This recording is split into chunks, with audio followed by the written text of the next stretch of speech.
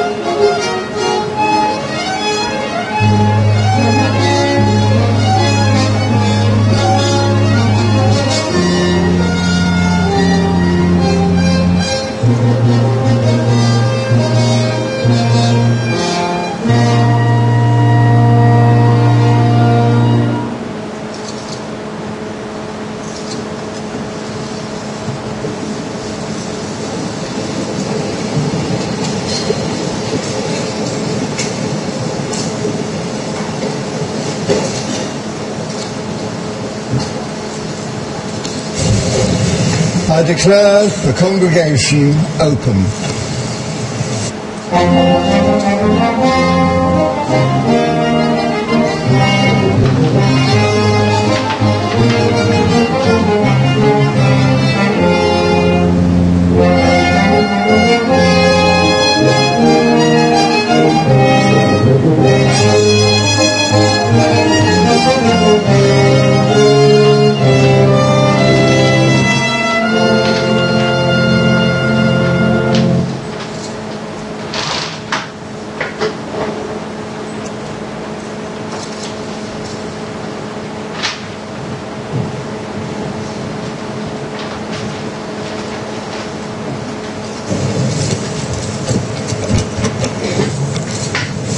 Members of the university, parents, guests and graduates. It gives me huge pleasure on this absolutely glorious but rather hot summer's day to welcome you to this, our University of Lancaster, to celebrate your success. May I start by offering a warm congratulations to our soon-to-be graduates.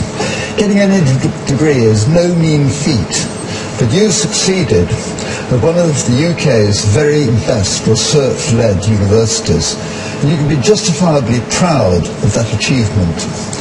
And I do hope as well you've also thoroughly enjoyed your time at Grisdale, the friends you've made, the clubs you've joined, the activities you've taken part in, and certainly you've done a lot. Grisdale Gives Back is still doing amazing work in the local community and completed the Cross Bay Walk, which incidentally is absolutely brilliant fun, raising money for the Galloway Society for the Blind. And the college also has students in Brazil and Namibia helping build homes of an orphanage for the victim of AIDS. And this year, the college started the English Cafe to help overseas students with spoken English and dialects, and your study skills evenings have helped improve grades with peer-to-peer and specialist tutor support.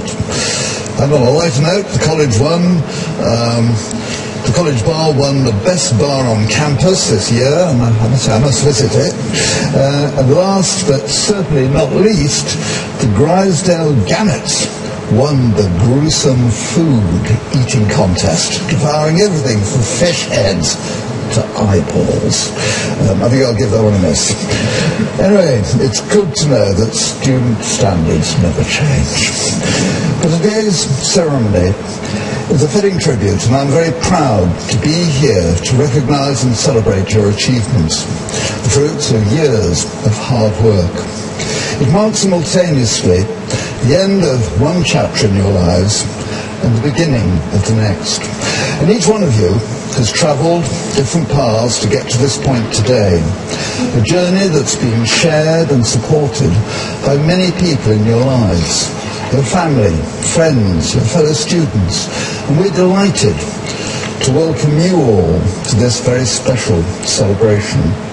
I'm a firm believer that degree ceremonies, while formal events, should be participant events as well. And I'd encourage all of you to employ our wonderful graduates as they come walking across the platform. I'd also like to make special mention of our honorary graduate, Professor Helga Watney, and our staff award winner for outstanding contribution, Janet Parker, and both of whom we'll be hearing a lot more about later on. And I'm very especially pleased to welcome you here as well. I certainly feel hugely privileged and honoured to have been your Chancellor for these last 8, getting on for 9 years. And I've thoroughly enjoyed it. It's been a really wonderful experience, particularly the things I've been able to do with you, the students. And I think that sharing in your student experience has been one of the special experiences I've had in my role here. I've been, admittedly, quite self-indulgent. I go climbing with the mountaineering club, I go walking with the hiking club, and I've certainly also enjoyed getting involved with the officers of the Students' Union and other people working within the university as well. I think the thing that I felt from the very first day I actually took on this role. There's a spirit of friendliness and warmth that I've found wherever you go in the university, from you, the students, from our staff members, and just the general atmosphere as well. And I'm not at all surprised that we rank so highly in all the student experience surveys. And I think we can feel justifiably very proud of our university. It's the quality of its teaching and research, which is world-class throughout, and we've consolidated our position among the recognised elite of UK institutions, being in and around the top 10 in all major UK league tables. And we've also established ourselves in the top 1% of the international league tables. And that's a remarkable achievement, considering that we're not quite 50 years old. We'll celebrate that next year. I must say, over the years, our campus it looks better and better each year, both the accommodation and also the teaching space. And I'm certainly particularly proud of our fantastic new sports hall, which is seen as a wonderful shop window as you come driving up towards the university itself. The value placed on a Lancaster degree becomes more tangible when we talk to employers about the desirability of graduates of your calibre in context of one of the most competitive graduate job markets that we've ever known. It's not easy to get a job when you go out away from here. And engagement with non-academic pursuits is highly valued by employers, and Lancaster University recognises the importance of both academic and co-curricular activities in developing a range of skills and attributes that are vital for your future prospects. In other words, you might go out with a 2-1 degree, and there's an awful lot of people with that 2-1 degree. And it's the extra things you've done while you've been here at Lancaster that's going to make all the difference. The Lancaster Award, launched in 2009 and I presented each year, recognises and celebrates the important range of extracurricular activities completed by many of you here today. A major contribution these activities make to your employability.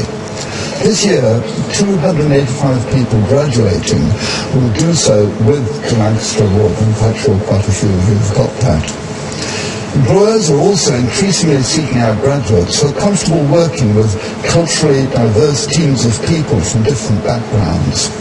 Lancaster offers a global perspective to life and learning through its cosmopolitan campus, with students from over 100 countries and with over 50 nationalities amongst our staff.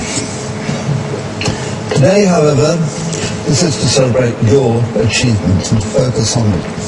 Graduating from Lancaster University, sharing in your celebrations your family, friends, partners, wider family, and their support, moral, emotional, probably financial as well, and the encouragement they've given you through difficult times have played a crucial role in the success that you're enjoying today.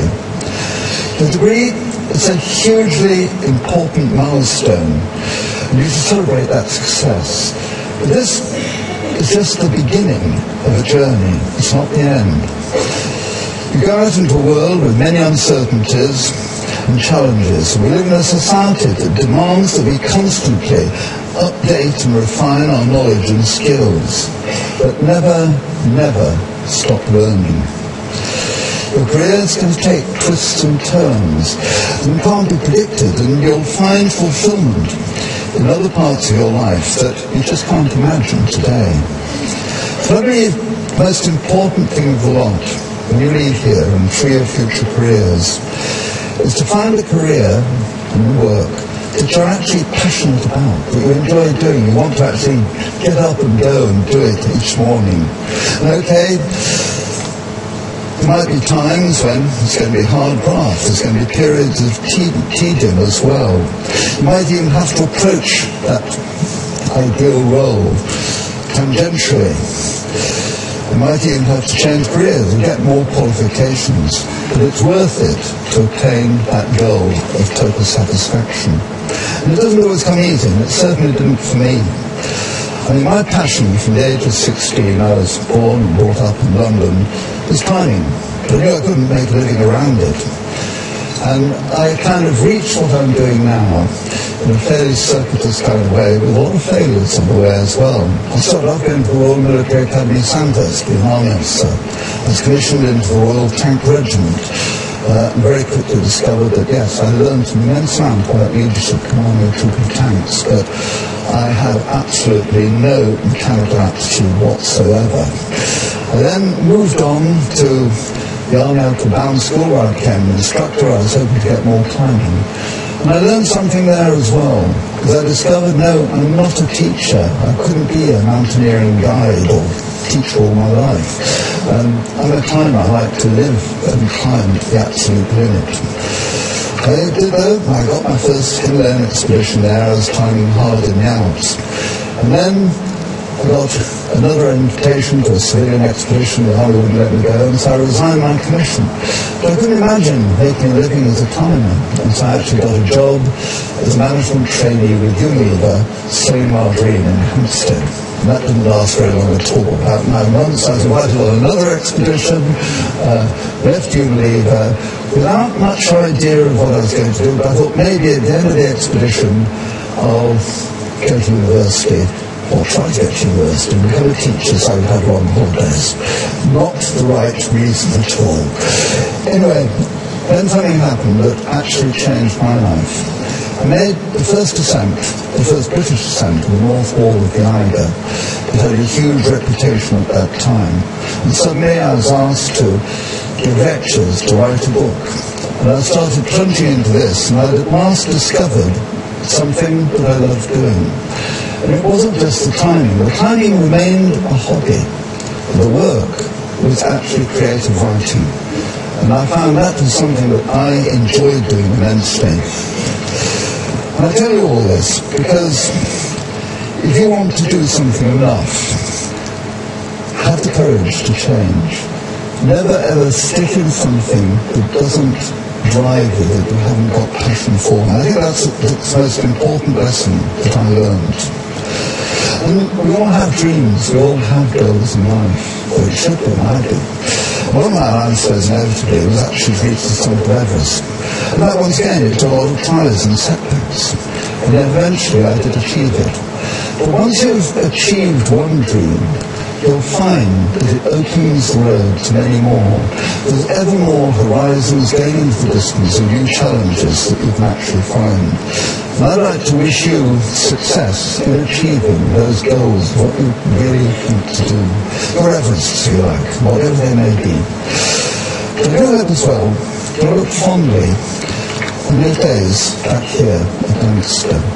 In this respect, do please keep in touch with the university. It's your university. As today, it's not an act of saying goodbye. You're actually joining a new family. It's 160 countries worldwide, 100,000 Lancaster alumni stretched over it. The university's alumni relations program is here to support you throughout your career and provide you with ongoing news from your contemporaries in the university. So, if you haven't already done it, please go to the alumni stand today in the Lighter building for more information to collect your welcome pack to your new family.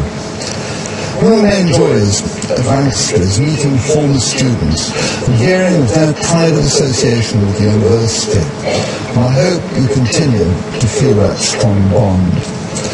And today, of course, is your day to remember, celebrate, cherish. No doubt, we'll have some parties tonight. I hope you have a great time. No doubt, Superman will probably be consumed by the sun. You certainly learned it. We wish you a wonderful and joyful day of celebration.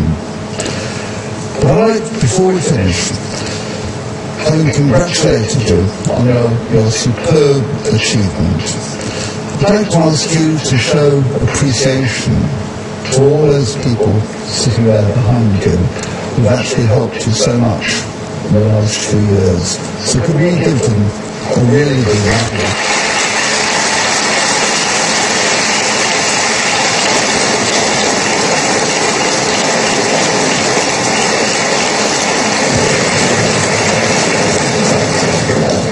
Thank you very much. and I wish you all the best of good fortune in the future.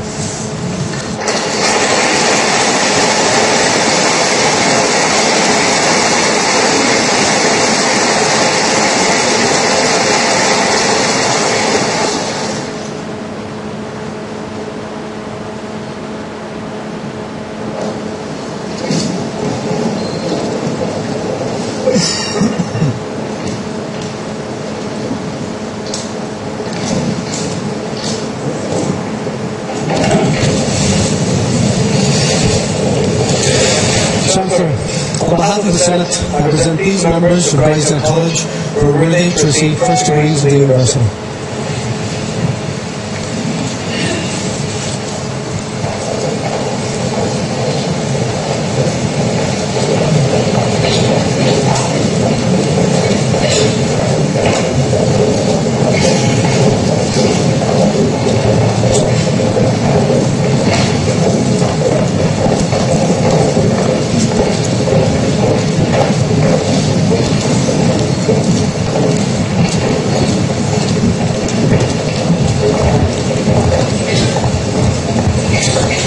For the degree of Bachelor of Arts, Afnan Mali Ali Shaheen.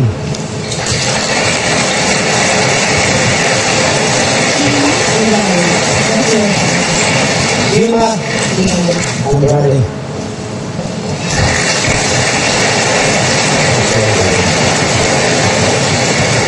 Rajpal Pandal.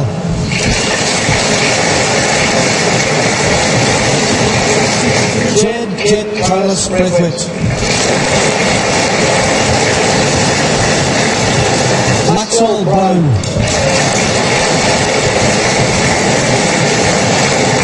Stephanie Byers.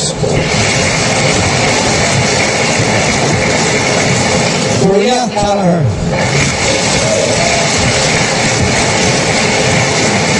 Amy Calvert.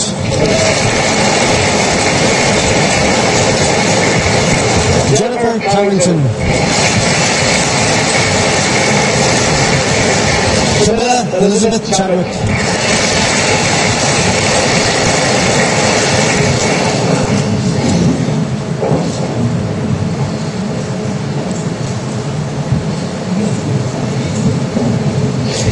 Stefanos Rafael Marino Chalo.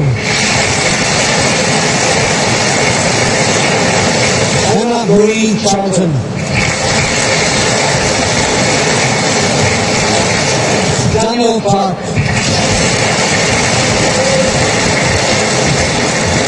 Sophie Clayton. Eve Coleman. Andrew Crook. Ellen Rachel Davey. Andrew Albert Eck. Rebecca Roisin Felton. Aubrey Fock-Tavé.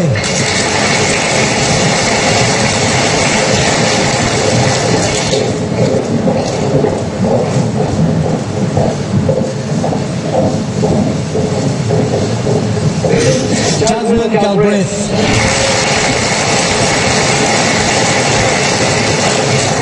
Alison Charlotte George. Catherine Gilmartin. Connie Godet. Rosie Gregg.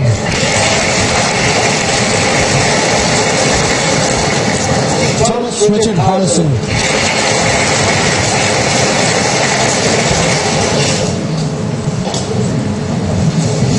Adam John Hart.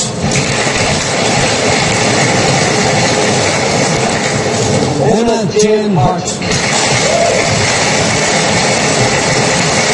Mark Hazard.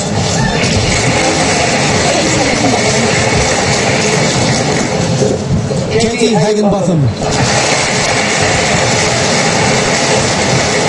Charlotte Rose Herbert. Matthew James Hollinshead.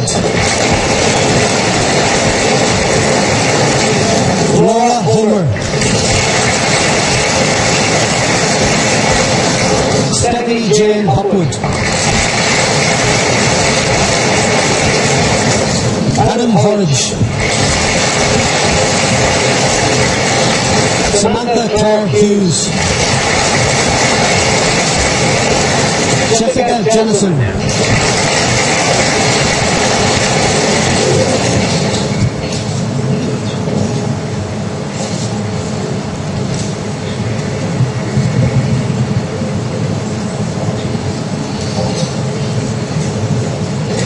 Bethel Mary Jones. Alexander Contis. Jessica Anastasia Kosakovic. Julia Musu.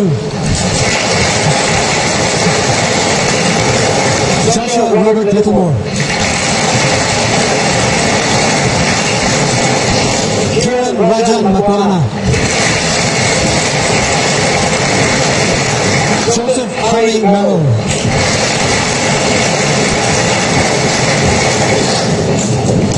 Jacinta Yvonne Rush. Georgina Morris. Kit Claire Neal.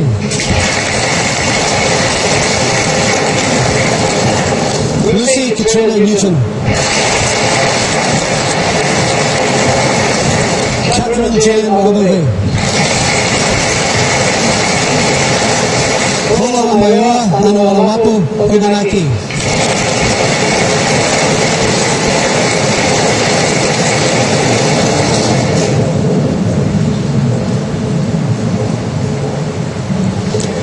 Mona Olsen.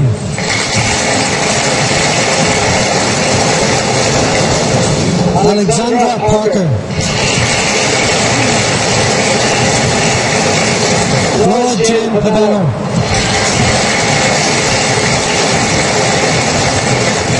Catherine Ann Pekarski. Lily Pollard.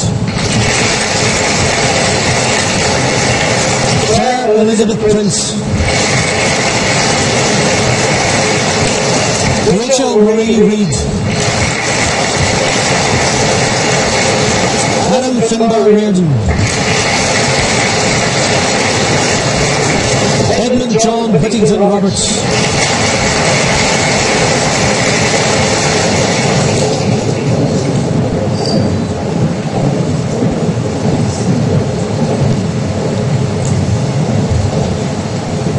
Jacobus Rabelis. Isabel Celis Hardman. Lucinda Elizabeth Sanderson. Karandeep Sandhu.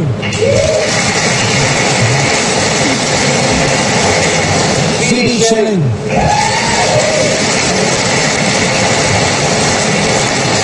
Matthew Scott.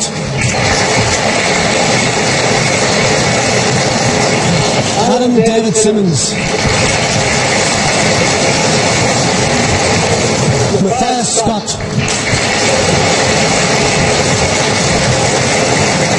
Daniel Smith.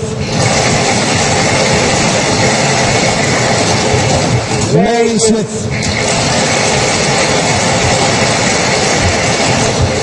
Lucinda Jane Spencer. Dan Spencer. Kayaka Stasi. Alexandra Stenfeld Casasnovas.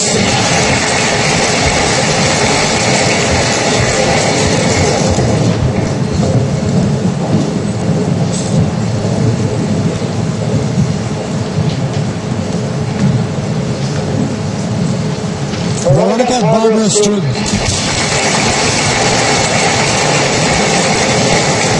Dean Sumner.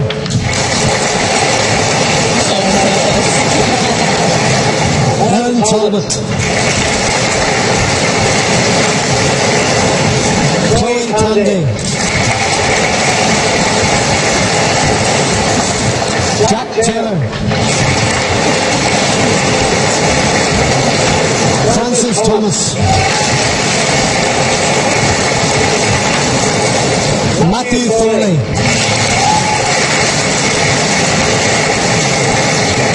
Stacey Rachel Tideswell. Marie Amélie Tuxens-Tissier.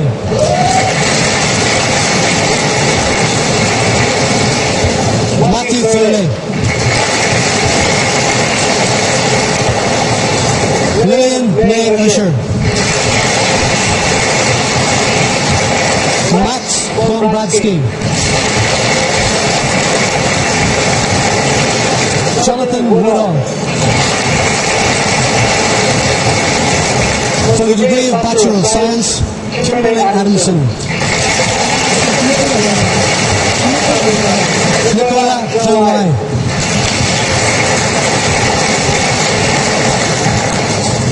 Necessarily Adiyoti Akande.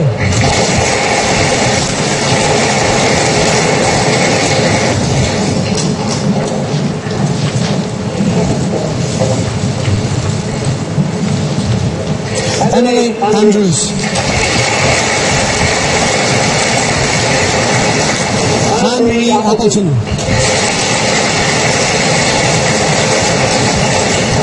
Charlotte Emma Jane Appleton.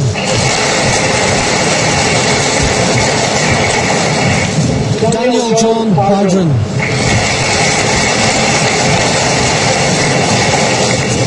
Matthew Ashurst. Yunjin Bay. Rebecca Ball.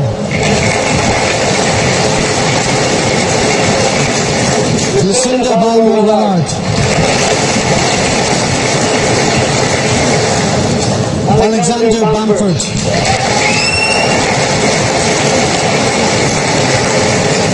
Lily Margaret Burnett.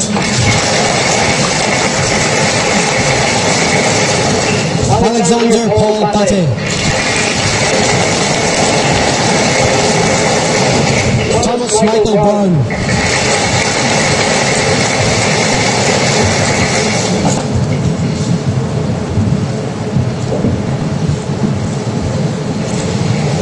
Mircea Stefan Balan.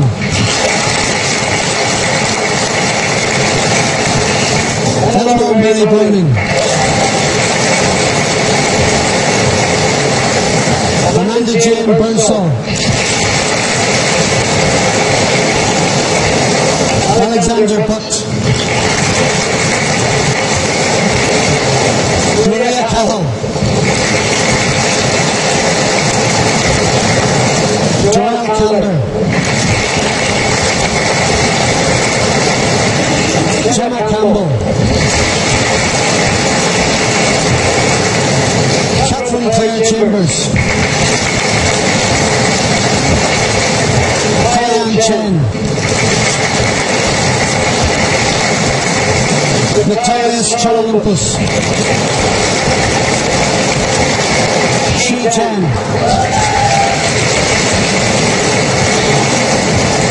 Manlok Chung. Panagiota Christofi. Rebecca Clark.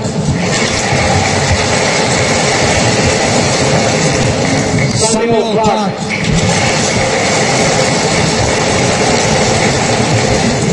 Benjamin Corner.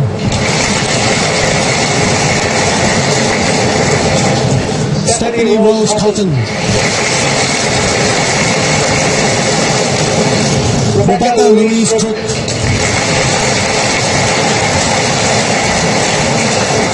James Tradas. Sarah Umesh Davey. Elizabeth Davidson. Samuel Ryan Davis. Emma Jane Dawson.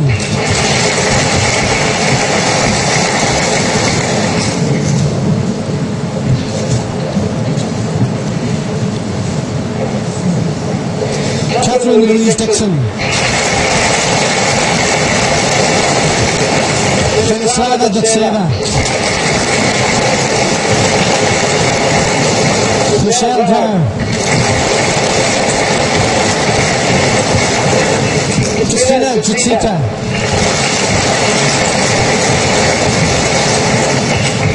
Benjamin Christopher Nicholson,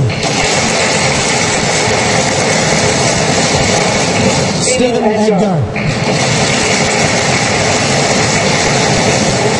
Shaheen Ejhadi, Nicola Elsie,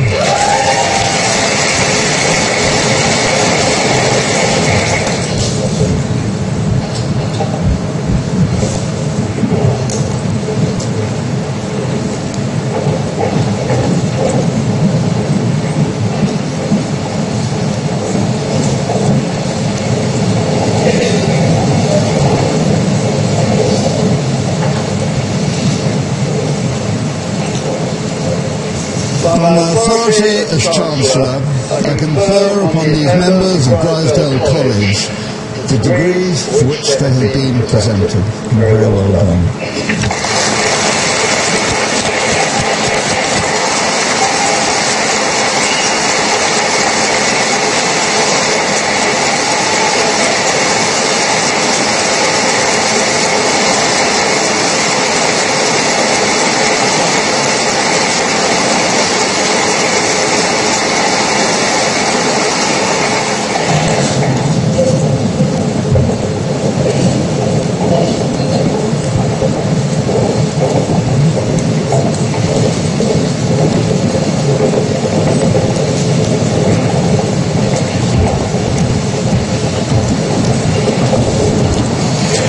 For the degree of Bachelor of Science, Adelena Fage,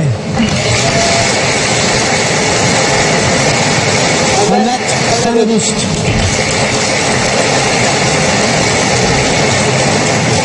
Thomas Michael Fisher, Odin Elias Berglund Tjeldal, Petros Flolu,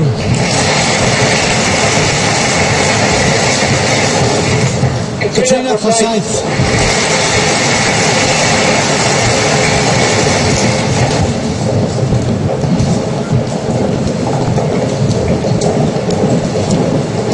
Ashley Stewart Fowler,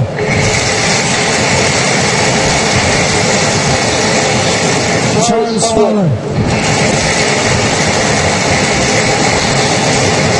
Rafaela Fancy, Yaya Gao,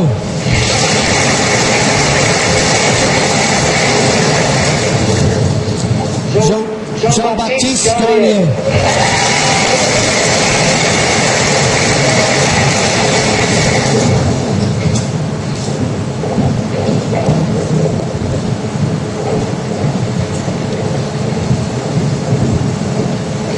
Robert Gavin,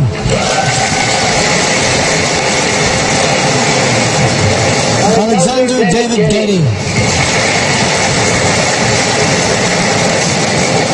Simon Green,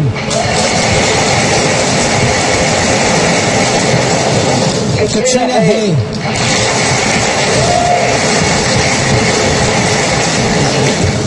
Laura Hatham-Twit, Ijo Howe,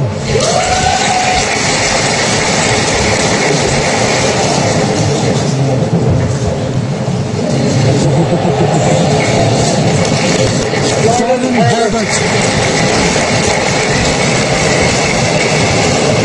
Lucy Alexandra Hyam, Claire Alexandra Hilton,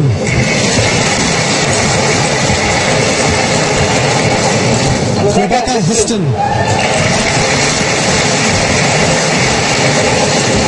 Mark Collins, Young Yi-Hu,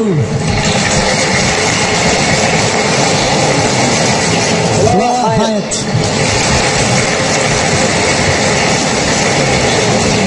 Caroline Elizabeth Lanson, Emma Louise Jackson, Ramesh Golden Yania.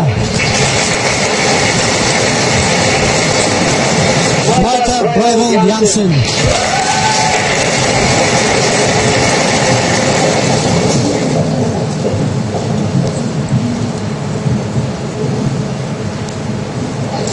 Joshua Jeffrey. Lee Jenkins.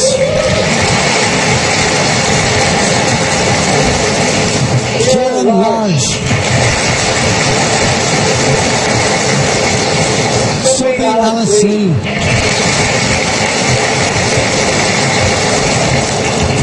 Toby Rett.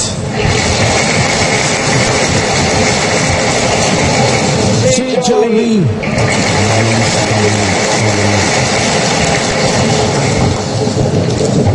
Go Lee.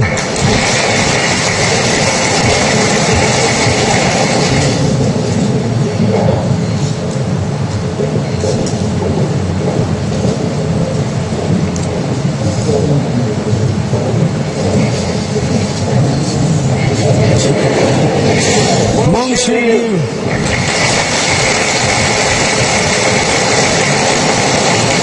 Yang Liu.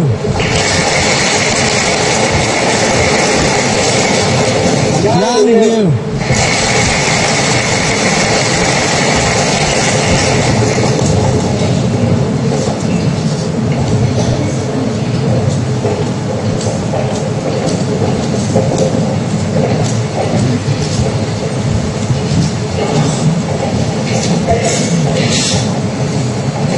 Yi Chun Liu.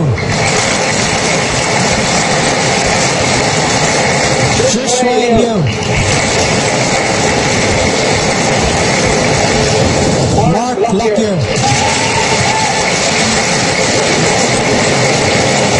Thomas Lodge. Bryce Martin.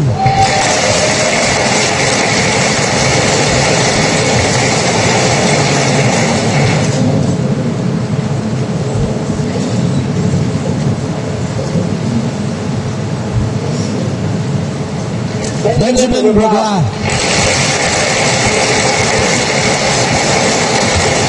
Kelly Bay McGuire. Lisa McQuaid. Konstantinos Mikhail. Alexandra Michelina.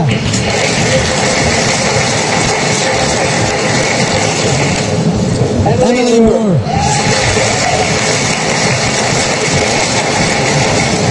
Matthew Morley. Charlotte Warner. Ashley Robert Morris. Gareth Neto. Jonathan Nixon.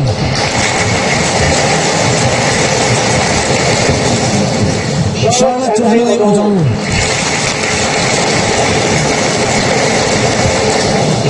Jamila Kakanomo.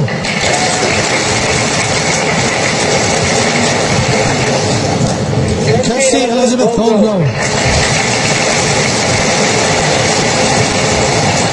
Chuck Clapp Simon Pang.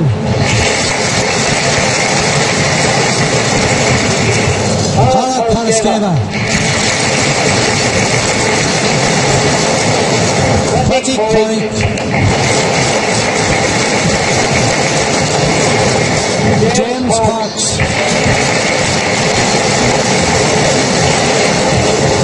Danielle Parr.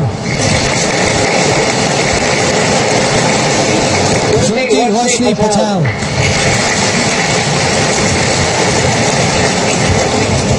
Shu Peng.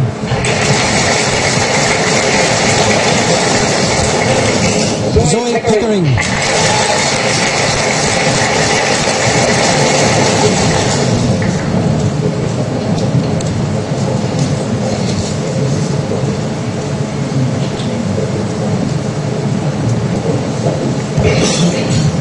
Twende Pua.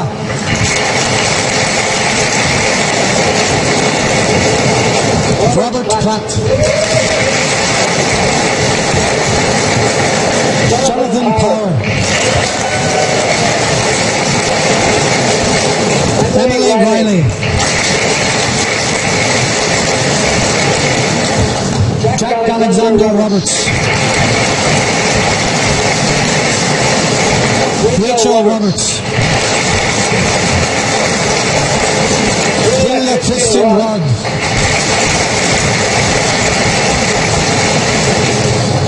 Matthew Thomas Roscoe. Marco Cerisi. Simon Anthony Scotland. Luke Stevenson.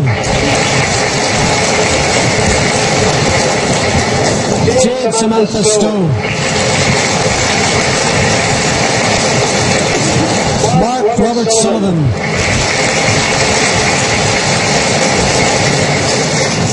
Marisha Suri.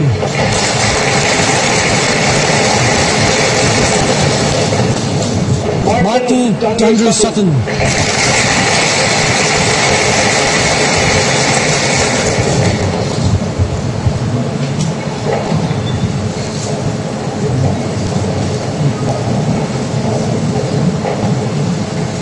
Rachel Lily Swindon.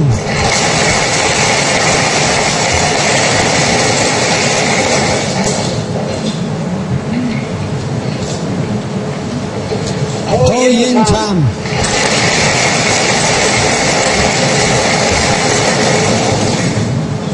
Matthew Taylor. Tori Tendon.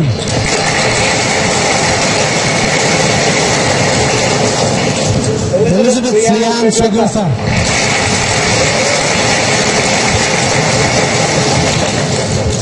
Charles Trotman. Tokidis Takakiakis. Michael Warwick. Lucy Helena Whitworth. Emma Williams. Rosemary Ann Wilson. Joe Wozniczka Wells. Jin Wen Yang. Ling Yi Yao. Yuan Ying. Yuan Qing Yong.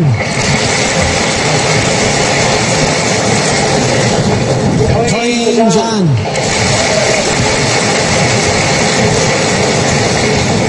Jian Zhang.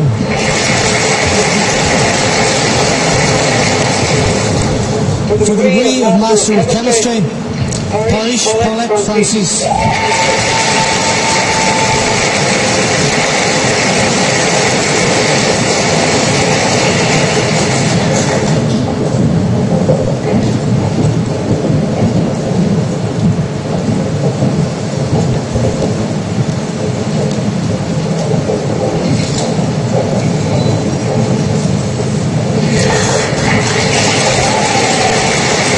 Degree of Master of Physics, Kalan Apadou.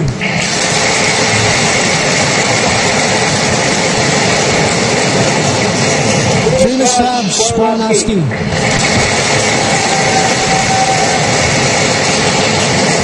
For the degree of Master of Science, John William Ritson. Andrew Kailu.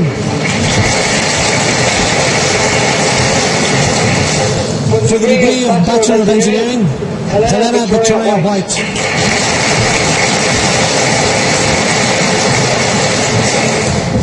Stuart Ben O'Brien.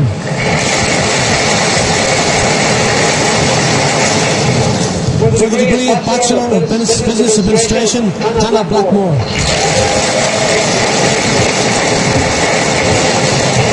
Pauline Chabrat.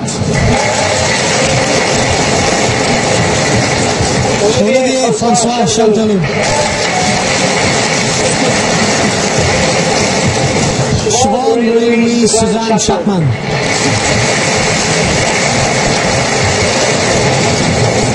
Emily Kingo.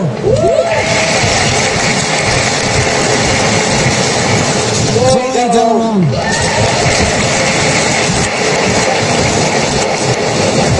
Hannah Deckenkamper. Rafaela Duchamp. Charles Duhill de Benassa. Martina Enrico. Peter Stephen Gattenby.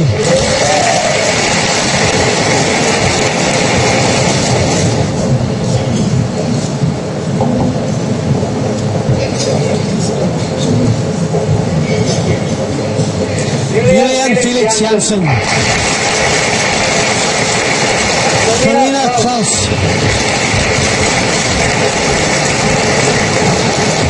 Anthony Desiree Claude Kotchak. Amy Oliver. Agatha Tamitin Aubrey Croquette.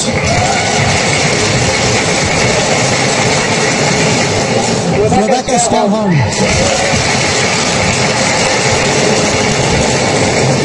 Weihing Tan.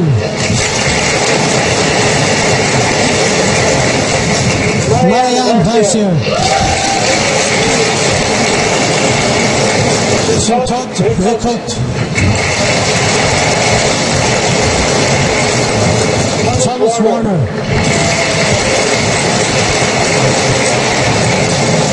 Rebecca Jane West.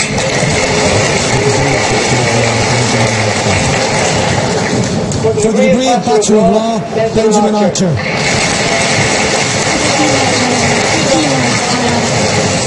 Hila Arara.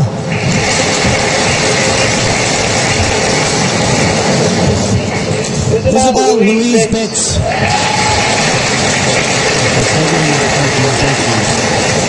Georgios Haji Giorgio. Liam Anthony Golding. Chair Haite.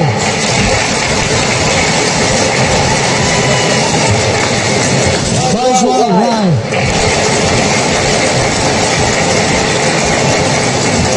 Sarah Louise Robertshaw.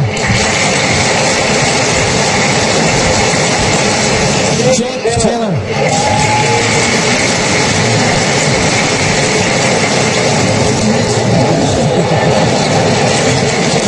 For the degree of Foundation Degree of Arts, Kate Elizabeth Scholes.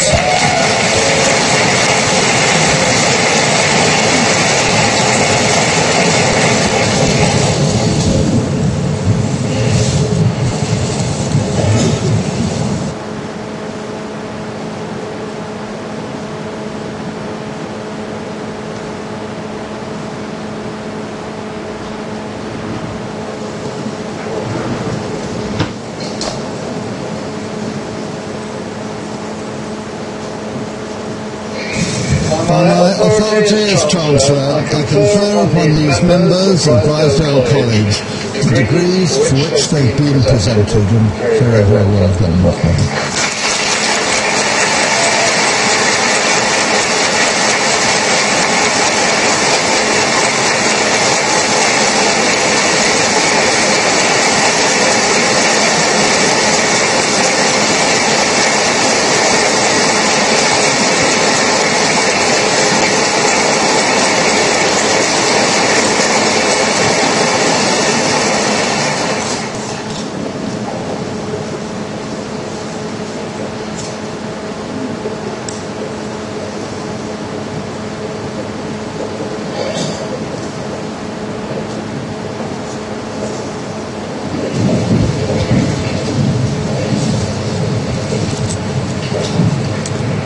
Chancellor, on behalf of the Staff Awards Panel, it gives me great pleasure to present Janet Parker, who has received an Outstanding Contribution Award for exceptional performance in her role as Departmental Officer in the Department of Economics.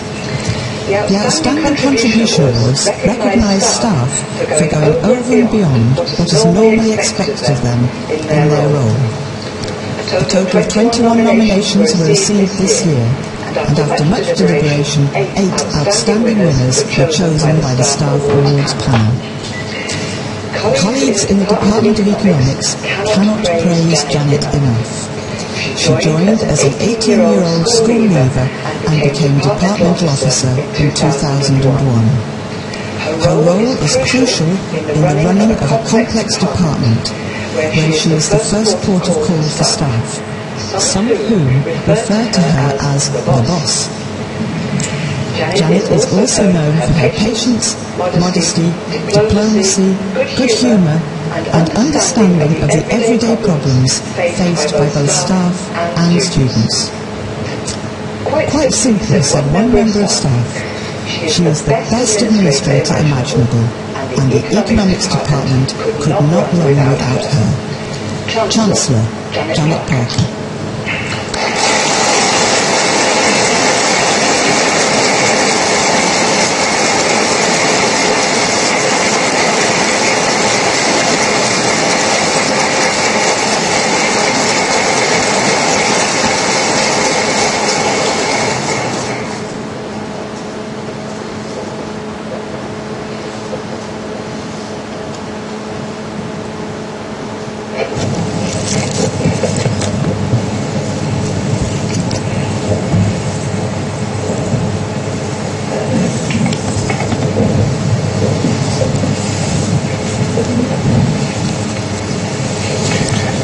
Chancellor, on behalf of the Senate, I here present unto you Helga Novotny, for conferral of the degree of Doctor of Science, honoris causa. It is a commonplace to observe that the last century has been marked by extraordinary advances in knowledge. It is perhaps less obvious, but equally undeniable, that the means by which knowledge is produced and transmitted have been transformed. Helga Novotny is at the forefront of those scholars who have helped us to understand processes of knowledge production and how these have been profoundly changing. Such production is increasingly marked by the dismantling of boundaries of all kinds. Not only the boundaries between disciplines, but also the boundaries between those disciplines themselves and the wider societal context which forms their backdrop. While Helga Novotny's scholarship has done much to illuminate and amplify these changes, her own career is in many ways a manifestation of such boundary crossing. Originally trained in law and criminology, she retrained as a sociologist and played a major part in the development of the field of the sociological study of science and technology. Furthermore, she has, with conspicuous success, negotiated the boundary between academia and public service. As well as being an internationally respected scholar, she has recently been a remarkably successful president of the European Research Council. Helga Novotny's vocation manifested itself at an early age.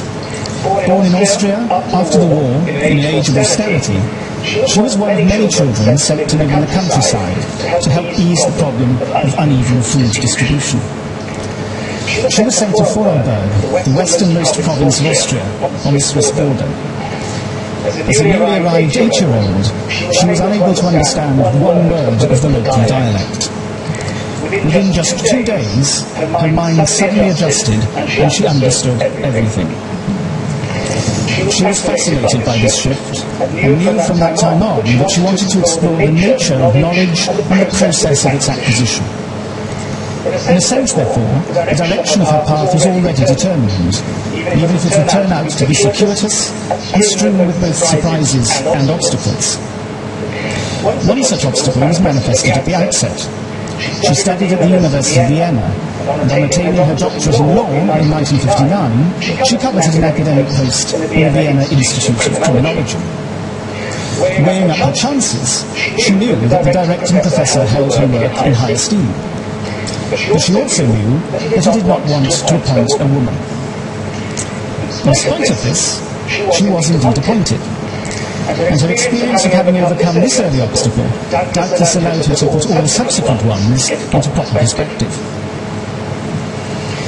As a criminologist, she became interested in sociology, and particularly the sociology of science, without yet knowing that such a field existed. Her work at that stage involved the examination of court cases and the use of scientific evidence within them.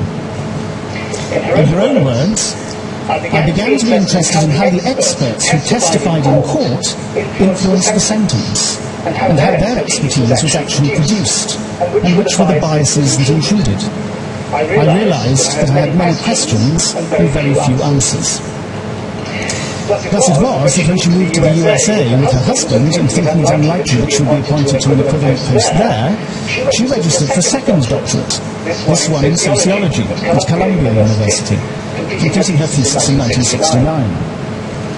For many of the subsequent years, albeit with numerous forays elsewhere, she was based at the University of Vienna, later moving to the Swiss Federal Institute of Technology in Zurich. Much of her early work was in the field of macro-sociology and its methodology, later moving into the social studies of science and technology. Among her many contributions, perhaps one of her most discussed, was her 1994 book, co-authored with Michael Gibbons and others, The New Production of Knowledge. This made a distinction between two contrasting methods of knowledge production, and in particular analysed what was perceived to be a newly emerging one. The book investigates in detail the various characteristics of this new way of producing knowledge, and perhaps foremost among them is the role attributed to the context within which the knowledge is produced. Rather than serving simply as a passive backdrop, this context actually plays an active part in the production of that knowledge itself. This analysis was widely discussed throughout the scientific and sociological communities and beyond. It raised the critical question of the relationship between knowledge and the wider public, and this was addressed with greater focus in her later work. And yet, however influential these research trajectories were, they served also as a prelude to yet another phase of Helga Novotny's distinguished career. In 2007, she became both a founding member and vice president of the European Research Council, and 3 years later succeeded as president. This body was founded by the European Commission to allocate research funding in all disciplines across Europe.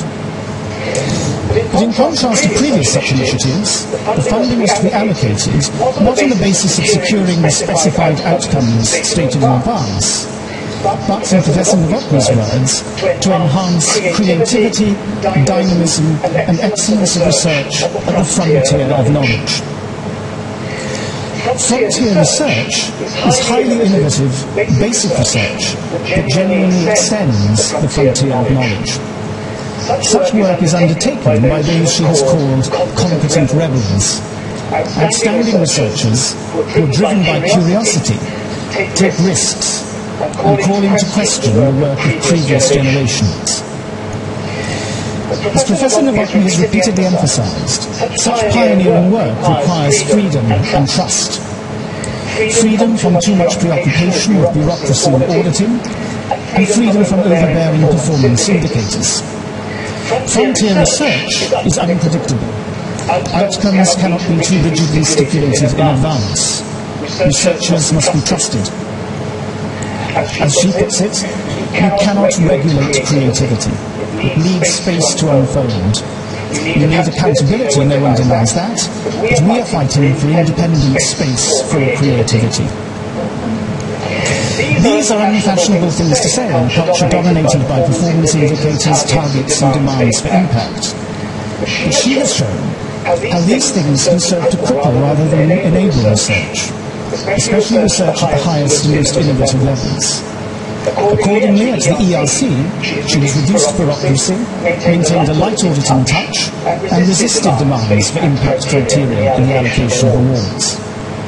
That she has, at the same time, considerably enhanced the reputation and prestige in the ERC awards, and the funding that supports them, is a tribute alike to her integrity and effectiveness. Helga Novotny has been not only a distinguished practitioner of scholarship, but also an esteemed servant and defender of it. is particularly appropriate with this university, with its strong traditions of sociological research on the nature of science, knowledge and technology, to confer upon her an honorary degree. I therefore present to Chancellor Helga Novotny the conferring of the degree of Doctor of Science, honoris causa.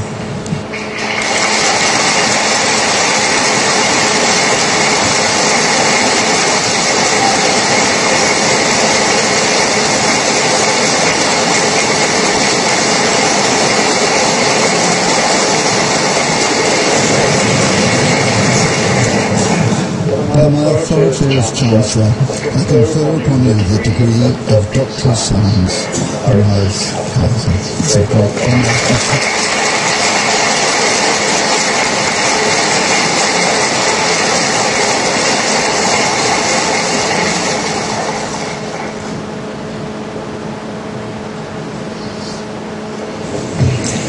Chancellor, Vice-Chancellor, ladies and gentlemen. First of all, I want to congratulate you, the graduates. With your degree, you have mastered an enormous amount of learning, and you have learned to appreciate the role that research plays in our lives. And I wish you that each of you finds his or her own way of making this world a better place. So my congratulations.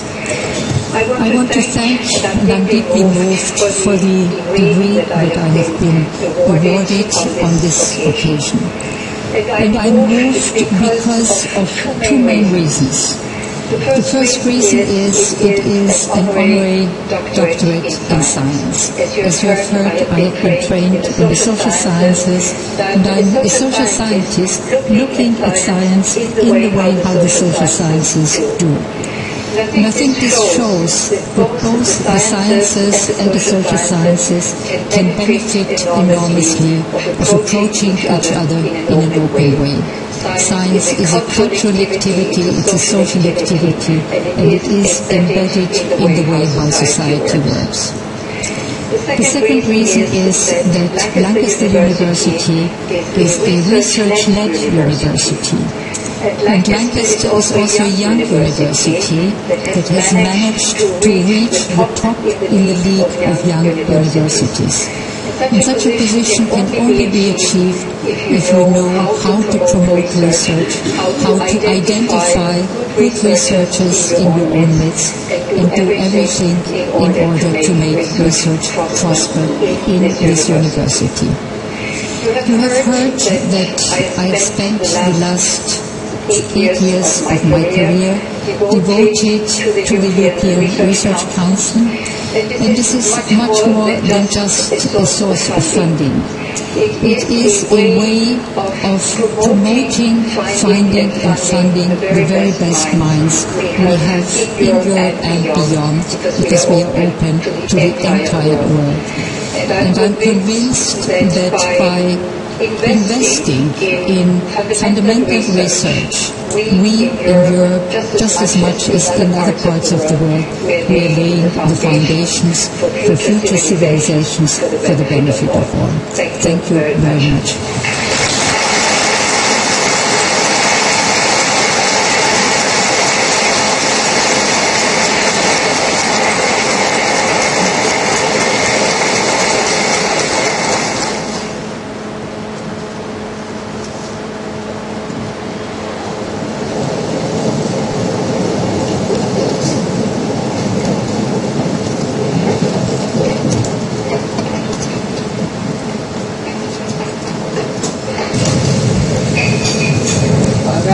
Declare closed this congregation of the University of Lancaster. Long may the University prosper.